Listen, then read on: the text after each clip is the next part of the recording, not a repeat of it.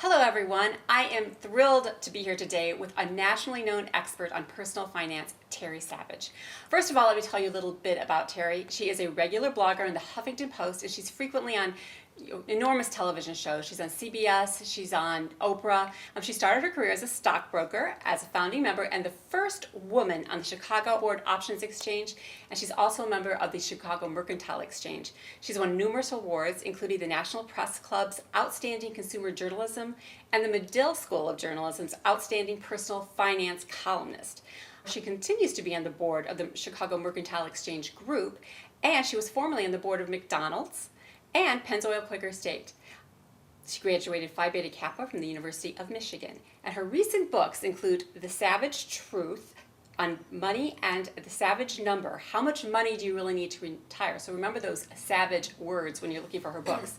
But today in particular, we're here to talk about a new book called The New Love Deal, who she wrote in conjunction with a couple of authors. So welcome, Terry. We're happy to have you here. Good to be on your show. Can you talk a little bit, first of all, I'd like you to tell us a little bit about your co-authors, as well as what inspired you to write a book about love. This is different.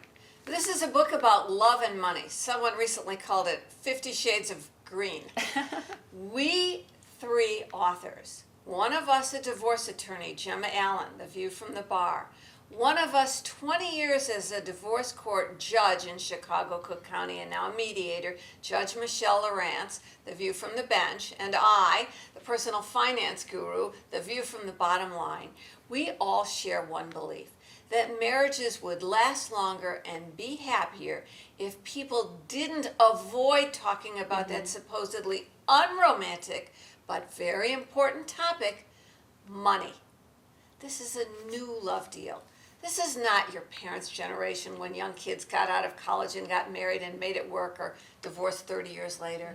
This is a time when people go to work, come into marriage, maybe even the first marriage, with jobs and assets, maybe a condo or liabilities, student loans, who come into second marriages with responsibilities like child support or support from a previous marriage, or who have built up some assets, real estate or retirement accounts, or maybe even for what I will call seniors or just grown-ups who are now remarrying after their spouses have passed on or they've been divorced for a while, and their adult kids are saying, wait a minute, Dad, we want you to be happy, but I mean, if you die, is she going to get everything? What about our part?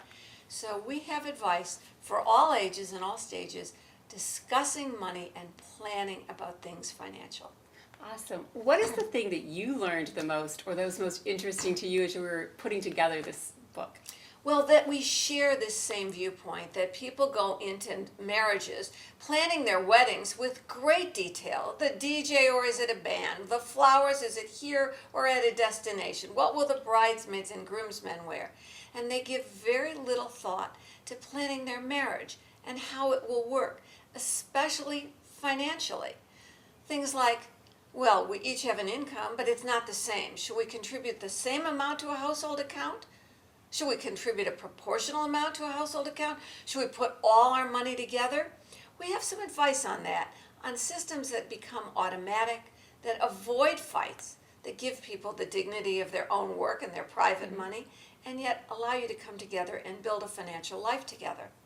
So what do you find is the hardest portion of having the conversation, or what is the issue that holds people back?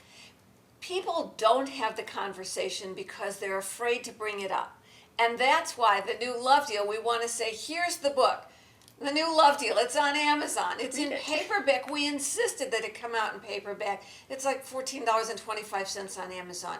We want people to give this as an engagement gift. We want people to buy this for themselves, or even if they're thinking about moving in to an apartment together, because we have strategies not just for bringing up the cold, hard subject of money, but for having a discussion with someone you supposedly love enough to live with, trust enough and respect enough to discuss your inner feelings about money. Yes, it's not the money itself. It's all those emotions that you've built up over the years. It's your money personality. There are only two kinds of people, savers and spenders. And for better or for worse, they tend to marry each other. So you have to come up with strategies, and you have to start with a very warm, non-judgmental, non-threatening discussion. You have to be willing to open yourself up and you have to be willing to listen to your partner. We have a checklist to get you started. So talk a little bit about a prenuptial agreement. What goes into it, and do you have to have a certain amount of money to be able to make it No, worthwhile? it's not about the money. A prenup is not that old-fashioned picture of the rich old guy marrying the cute young thing and she has to sign away her rights and it's all unbalanced. This is more about two consenting, happily married or happily adult people getting together to marry or move in together. And it recognizes there's a before, a during, and quite possibly an after. And thinking about how you will handle the assets you have now, the things you accumulate during marriage, and if it comes to a split up, isn't it better to make those decisions now so that when you most love each other and most inclined to work together, instead of hiring two lawyers to battle it out and giving up a whole big piece of your fortune in legal fees? So the basics are, you must each make full disclosure of all your assets and all your liabilities. And you must each be separately represented by an attorney, a specialist in this field. Usually it's a divorce attorney who creates a prenup.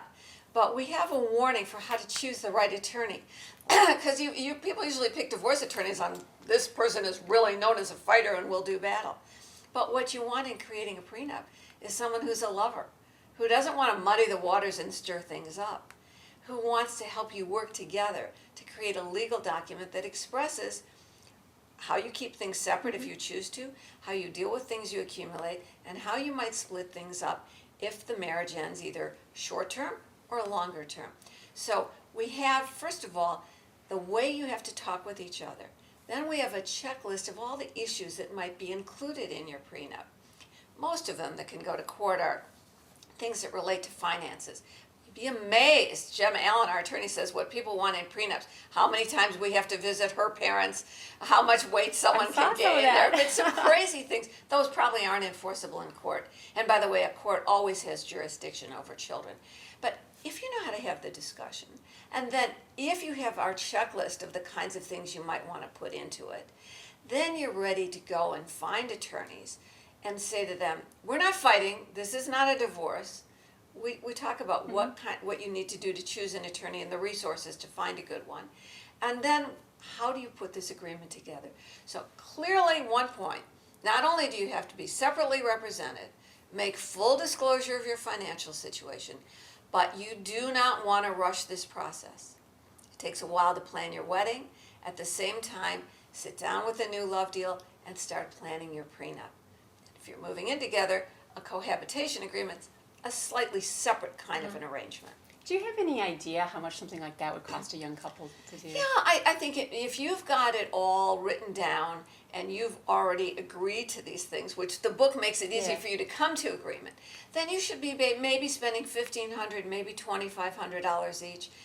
It's probably about what you spend on the band or the flowers, but it's worth it. Because if you think it's expensive to have a prenup, wait till you see how expensive it would be to have a contested divorce. Yeah. Well, thank you so much.